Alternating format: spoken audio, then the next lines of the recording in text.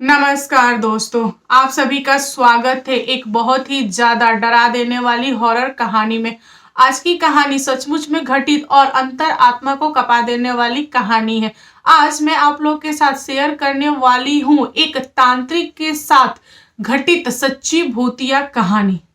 एक तांत्रिक जो कि बहुत ज़्यादा परेशान हो गया था और उसके साथ ऐसी घटना घटी कि किसी ने भी कभी भी सोचा नहीं था। तो चलिए दोस्तों, बिना टाइम गवाए इस कहानी को स्टार्ट करते हैं।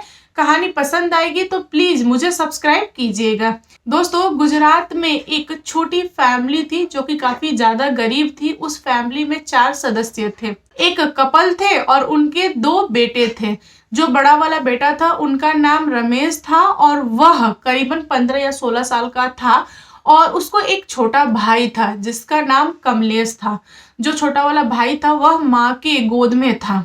और इन दोनों भाइयों की एज गैप जो था ना काफी ज्यादा था, तो लोग ऐसा समझते थे कि रमेश का भाई नहीं बेटा है। दोस्तों, रमेश की जो माँ थी वह बहुत ज्यादा बीमार थी। उसको कोई बहुत बड़ी बीमारी हो गई थी जिसका इलाज इंडिया में पॉसिबल नहीं था।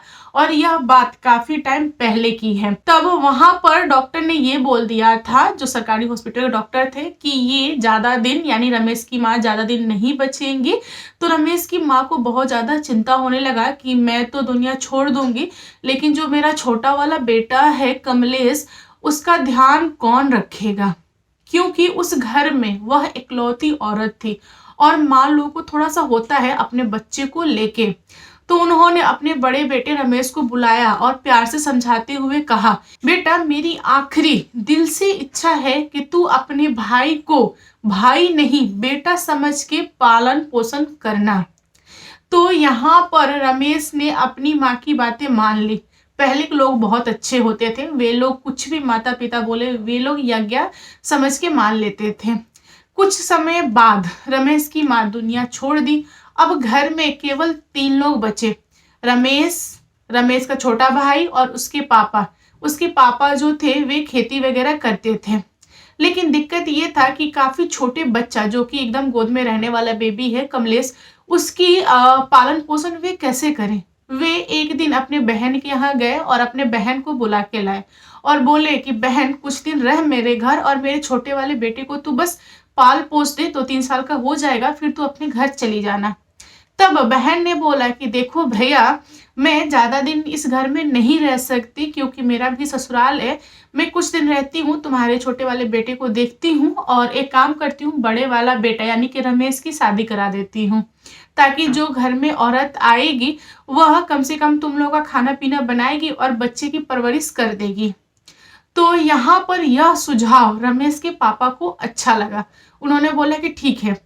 और यहाँ पर रमेश की शादी भी हो गई। कुछ महीनों बाद घर में नई दुल्हन आई। उसका जो व्यवहार था ना, स्टार्टिंग में काफी ज्यादा अच्छा था, लोग की सेवा सत्कार वगैरह करती थी। लेकिन धीरे धीरे अड़ोस पड़ोस लोगों ने उसको चढ़ाना स्टार्ट कर दिया, जैसे कि तुम अपने देवर कमलेश का पालन पोषण कर रही हो, कल को वह बड़ा होकर तुम्हारा पटीदार बनेगा, तुमसे हर एक चीज बांटेगा, तुम कैसे कर रही हो उसकी पालन पोषण, मत करो, उसको छोड़ दो, अभी तुम्हारे पास टाइम है, अगर अभी नहीं छोड़ोगी तो कल का तुम्हारा किस्मत फूट जाएगा, ऐसे वैसे।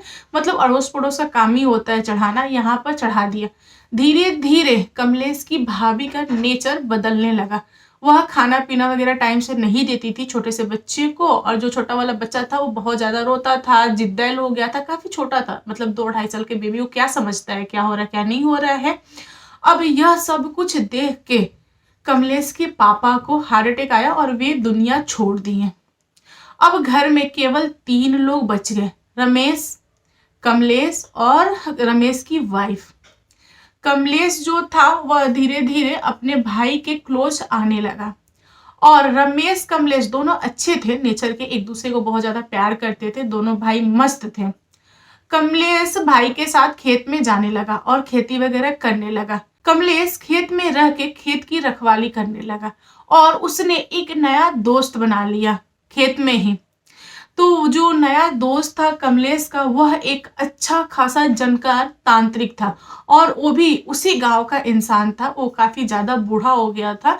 तो जो बूढ़े लोग होते हैं ना, उनको छोटे छोटे बच्चों पे बहुत ज्यादा तरस आ जाता है। और कमलेश के साथ जो कुछ भी होता था घर में, पूरा गांव वाला जानता था कि अरे उसकी भाभी तो दुष्ट है, ऐसे करती है वैसे करती है। तो गांव वाले भी तरस खाते थे कमलेश पे। तो उस बूढ़े इंसान ने कमलेश को बहुत कुछ सिखाया, तांत्रिक विद्या भी सिखाया, कैसे जीना चाहिए, कैसे क्या करना चाहिए, सब कुछ सिखाया, सब कुछ बताया। और इन लोगों की दोस्ती काफी ज्यादा गहरी हो गई। तांत्रिक विद्या आने के बाद से कमलेश अपने आप को अच्छा महसूस करने लगा। उसको ऐसा लगा ना कि मेरे अंदर पावर है। तो वह लोगों को जा जाके ठीक करने लगा। एक होता है ना जो तांत्रिक होते हैं, उनका तो काम ही होता है लोगों का बचाना। अगर किसी को भूत प्रेत वगैरह पकड़ ले तो उसकी ना समस्या दूर करना। लेकिन यह चीज कमलेश की भाभी को पसंद नहीं था। वह बोलती थी कि तुम कैसे हो, तुमको शर्म नहीं आता, तुमको मैंने पाला है पोसा है, तो तुम एक काम करो, गांव छोड़ो, तुम जाओ बाहर कमाओ और कमा के लाके मुझे पैसा दो। तुम्हारे 3-3 भतीजे हैं, उनको खिलाओ पिलाओ, उनको पढ़ाओ। तुम क्या कर रहे हो? तुम मुझे भाभी माँ बुलाते हो ना, तो मेरे लिए कुछ करो। या तो तुम जिसके घर जा रहे हो जादू टोना झाड़ने, तो उनके यहाँ से पैसा लो, पैसा लेके आओ। तो यहाँ पर कमलेश का जवाब होता था कि भाभी ये मुझसे नहीं हो पाएगा। मैं खेती करूंगा, खेती से जो कुछ निकलेगा मैं उतना करूंगा, खिलाऊंगा पिलाऊंगा, लेकिन मैं किसी के घर जाके उनसे पैसे लेना ये मुझसे नहीं हो पाएगा। तो यह बात सुन के कमलेश की जो भाभी थी वह गड़ासी उठाई कमलेश को मारने के लिए। गड़ासी का मतलब होता है, पहले एक हथियार होता था लोहे का जिससे ना गन्ना वगैरह काटा जाता था। तो उसको उठाया मारने के लिए, तो 2-3 लोग मिलके दोनों को अलग अलग कर दिए, छुड़ा दिए। अब गांव वालों को ऐसा लगा कि कमलेश अकेले रहेगा तो उसकी भाभी उसको कभी ना कभी मार देगी। तो बेहतर है कि कमलेश की शादी करा देते हैं और उसका भी घर बसा देते हैं, ताकि उसकी वाइफ आएगी तो उसको कुछ बना के खिलाएगी। तो गांव वालों ने मिलके एक अच्छी लड़की देख के कमलेश की शादी करा दी। शादी हो जाने के बाद से पहली बार लाइफ में कमलेश को किसी से प्यार हुआ। और उसकी जो वाइफ थी काफी अच्छी थी नेचर की, खाना वाना देती थी, ख्याल रखती थी, हाथ पाँव वगैरह दबाती थी। तो उसकी जो जिंदगी थी ना बहुत मस्त हो गई थी। 6-7 महीने बीते और कमलेश की जो वाइफ थी वह प्रेग्नेंट थी। उसने अपने पति को गुड न्यूज दिया। स्टार्टिंग के जो 4-5 महीने होते हैं ना प्रेगनेंसी के, वो तो लोग छुपा लेते हैं, किसी को बताते नहीं है। लेकिन जब 5-6 के बाद होता है ना, तो पेट आगे निकलने लगता है, तो लोग जान जाते हैं कि हाँ इनको बच्चा होने वाला है। तो सेम यही चीज हुआ, कमलेश की वाइफ का पेट आगे निकलने लगा। तो जो कमलेश की भाभी थी वो तो समझ गई कि अब इसको बच्चा होगा। तो वह पहले से ही प्लान बनाना स्टार्ट कर दिया कि इस बच्चे को कैसे भी मुझे खराब करना है, क्योंकि अगर इसने जन्म ले लिया तो मेरे बेटों का जितना भी प्रॉपर्टी है सब छिन जाएगा। यहाँ पर कमलेश की भाभी ने बहुत सारे प्लान बनाए और सारे के सारे प्लान फेल हो गए। अब उनको गुस्सा बहुत ज्यादा आया। अब उसने सोचा कि आज रात में इनका काम तमाम कर देंगे, कि मुझे सिर्फ बच्चा नहीं उस औरत को मारना है, क्योंकि वह बच गई तो फिर दोबारा बच्चा कर लेगी। बेहतर है कि आज रात में उसको ही दुनिया से हटा देते हैं। यहाँ पर भाभी ने अपने तीनों बेटे को लेके चली गई और उनको इशारे करके बोली कि अगर कमलेश उठा तो तुम तीनों उसको पकड़ोगे और मैं उस औरत को अकेले संभाल लूंगी, क्योंकि वह औरत भाग नहीं पाएगी, जो भी होगा हम देख लेंगे। तो सारे लड़के एकदम अपने माँ जैसे थे। ये तीनों लड़के और माँ कमलेश के कमरे में घुस गए। जो कमलेश की भाभी थी उसने तकिया उठाया और कमलेश की वाइफ के मुंह पे ऐसे तकिया रख दिया और बहुत तेज का दबाया। यहाँ पर कमलेश की वाइफ बहुत ज्यादा ऐसे से हिल रही थी, हाथ पैर मार रही थी, तो उनके तीनों बेटों ने हाथ पांव वगैरह पकड़ लिया। तो पहले के टाइम में ना लोग चूड़ियां पहनते थे शीशे की बहुत ज्यादा, तो वही चूड़ी खन खन की ना, तो कमलेश की नींद टूट गई और उसने आंख खोला तो देखा कि उसकी वाइफ के साथ ये लोग बहुत ही गंदा कर रहे हैं, मतलब उसको तो मारने की प्लानिंग कर रहे हैं। अब वह लगा चिल्लाने, भाभी क्या कर रही हो, भाभी छोड़ दो, मत करो, भाभी मत छोड़ दो, मैं तुम्हारे हाथ जोड़ रहा हूँ, उसको कुछ हो जाएगा, छोड़ दो छोड़ दो। लेकिन वो छोड़ नहीं रही थी। अब उन्होंने अपने एक बेटे को इशारा किया कि पकड़ो चाचू को। अब वो लड़का दौड़ के गया और चाचा को पकड़ लिया। और यहाँ पर कमलेश की वाइफ 5 मिनट के अंदर दम तोड़ दी। अब होना क्या था, वहीं पे कमलेश बैठ के सर पीट रहा है कि ये क्या हो गया, क्यों मेरी वाइफ के साथ हुआ? यह इकलौती थी जिसने मुझे प्यार मोहब्बत वगैरह दिया। मैंने तो अपनी माँ तक को नहीं देखा है। मुझे कोई प्यार नहीं करता। उसका जो दिल था ना वो टूट गया, क्योंकि वह अपने बच्चे का इंतज़ार कर रहा था कि बच्चा दुनिया में आए। लेकिन दुनिया में क्या आए? माँ और बेटा दोनों के दोनों दुनिया छोड़ दिए। अब यहाँ पर कमलेश को कुछ भी सूझ नहीं रहा है। वह चुपचाप उठा, बिना किसी को कुछ बताए, अपनी वाइफ की बॉडी वहीं पे छोड़ के, घर छोड़ के वह निकल गया। कहाँ गया किसी को कुछ भी खबर नहीं। सुबह गांव में हल्ला हुआ कि दम घुटने की वजह से कमलेश की जो वाइफ थी दुनिया छोड़ दी। उसको सांस वास नहीं आ रहा होगा, कोई रीजन होगा, पेट में बच्चा था। अब बच्चा और माँ दोनों दुनिया छोड़ दिए। अब गांव वाले लगे ढूंढने कि कमलेश कहाँ है, लेकिन वो तो कहीं मिला नहीं। फिर गांव वालों ने बोला कि जब वो नहीं आ रहा है तो एक काम कीजिए, आप उनके घर के लोग हैं, आप ही लोग जो भी दाह संस्कार होता है इस औरत का कर दीजिए। यहाँ पर जो भाभी थी वह बहुत ज़्यादा ड्रामा कर रही थी कि मैं तो बहन समझती थी, मेरी बहन के साथ क्या हो गया, ये हो गया, वो हो गया, मतलब बहुत ज़्यादा नौटंकी की। यहाँ पे रमेश को कुछ भी नहीं पता था कि मेरी वाइफ ने ये सारा का सारा कांड किया हुआ है और मेरी वाइफ के साथ तीनों बेटे मिले हुए हैं। अब घर में सब कुछ नॉर्मल चल रहा था। रमेश तो अंदर से चिंतित था ही कि मेरे छोटे भाई जिसको मैंने बेटा जैसा प्यार दिया उसकी दुनिया ही उजड़ गई और वो भी नहीं दिख रहा है, तो भाई को तो दर्द होगा ही। पूरे 1.25 महीना कटा। 1.25 महीना कट जाने के बाद से एक दिन रमेश के बड़े बेटा को एक काला कुत्ता काट लिया। कहीं जा रहा था, उसको एक काले कुत्ते ने अटैक किया और काट लिया। पूरा का पूरा ब्लड निकला और जो दांत होता है ना कुत्ते का, वो उसमें काफी अंदर तक धस गया था, मतलब पैर में। अब घर पे आया और रोते हुए बोला कि माँ देखो ना, मुझे कुत्ते ने काट लिया है, ऐसा ऐसा है। तो गांव के लोगों ने बोला कि सरकारी हॉस्पिटल में दिखा दो, इंजेक्शन वगैरह लगेगा, नाभि में ठीक हो जाएगा। तो माँ लेके गई हॉस्पिटल में, दिखाया डॉक्टर से और इंजेक्शन भी पड़ा नाभि में। पहले ना इंजेक्शन नाभि में पड़ते थे, अभी का मुझे पता नहीं। फिर रात हुई और रात में बिजली कड़की।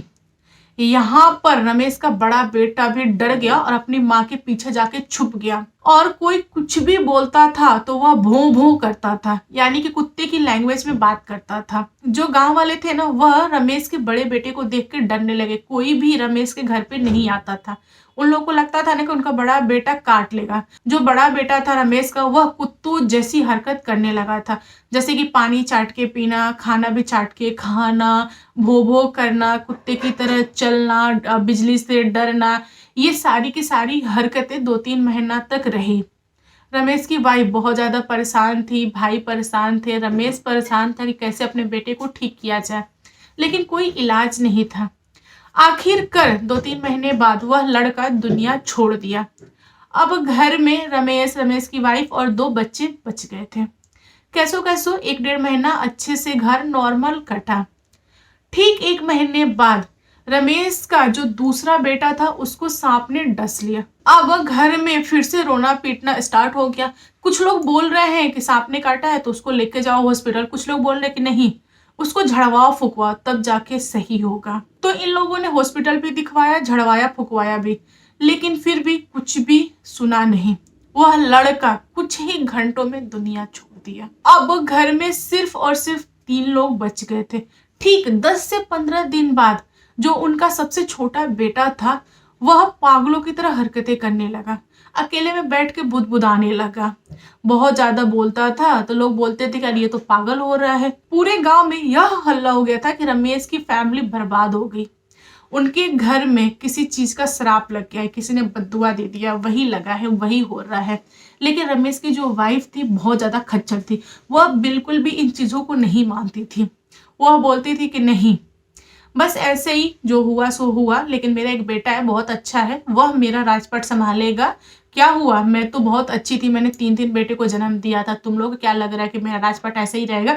मतलब घमंडी बोल लो, घमंडी औरत थी। रमेश के छोटे वाले बेटे के साथ बहुत ही ज्यादा समस्या होने लगी, जैसे कि अकेले बैठना, बरबराना, पूरे बाल वाल बिखेर लेना, कपड़े भी उटपटांग पहनना। कपड़े कुछ इस तरीके से पहनता था कि पूरे गांव वाले लोग उसे पागल बोलते थे।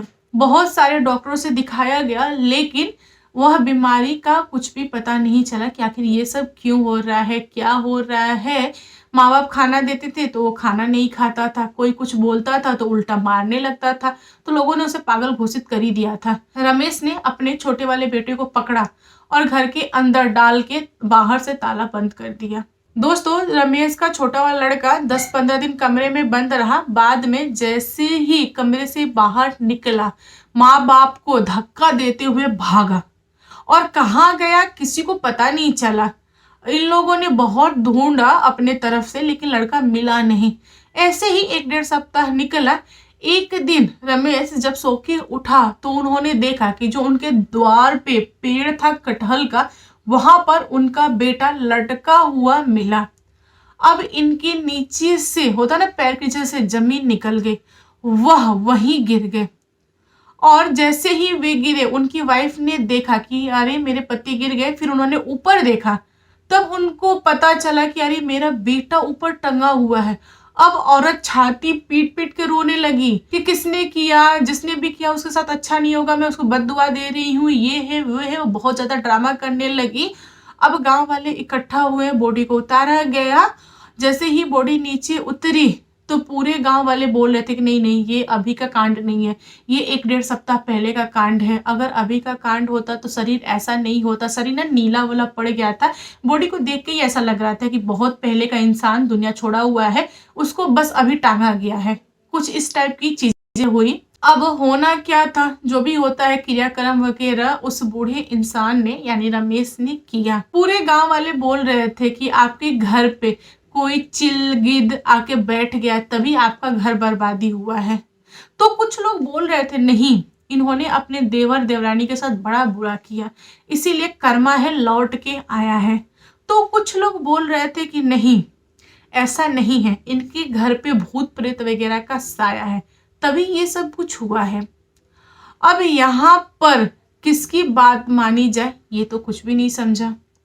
अगर गीद बैठा है घर के ऊपर तो हम कुछ नहीं कर सकते, किसी ने प्लानिंग किया है तो भी हम कुछ नहीं कर सकते, अगर कर्मा लौट के आया है तो भी हम कुछ नहीं कर सकते, अगर भूत प्रेत का साया है तो भी हम क्या कर लेंगे। हमारे तो तीनों के तीनों बच्चे निकल लिए ना। अब भूत प्रेत घर पे हो तो क्या फर्क पड़ता है। जो औरतें होती है ना, वह बहुत ही जल्द किसी की बातों में आ जाती हैं, विश्वास कर लेती हैं। यहाँ पर रमेश की वाइफ ने सेम वैसा ही किया। रमेश की वाइफ गई गांव में और एक तांत्रिक को बुला के लाई। तांत्रिक वही था जिसने कमलेश को तांत्रिक विद्या दी थी। जब वह आया घर पे तो उसने पूछा कि हाँ जी बताइए, आपने क्यों बुलाया है। तब इन्होंने तांत्रिक को बोला कि मेरे 3 बेटे साल भर के अंदर ही निकलनी है। आखिर क्या हुआ, ऐसा क्यों हुआ, आप बताइए, आपको तो कुछ ना कुछ जानकारी होगा ना। तब उस तांत्रिक ने बोला कि आप धैर्य रखिए, मैं देखता हूँ। चावल मंगवाया, लौंग मंगवाया, जो जो भी चीजें उसको लगी सब मंगवाया, और उसने ध्यान किया और देखा और उसने बताया कि हाँ जी आप एकदम सही हैं, आपके घर में जितना भी कांड हुआ है यह सब कुछ जानबूझ के किया गया है।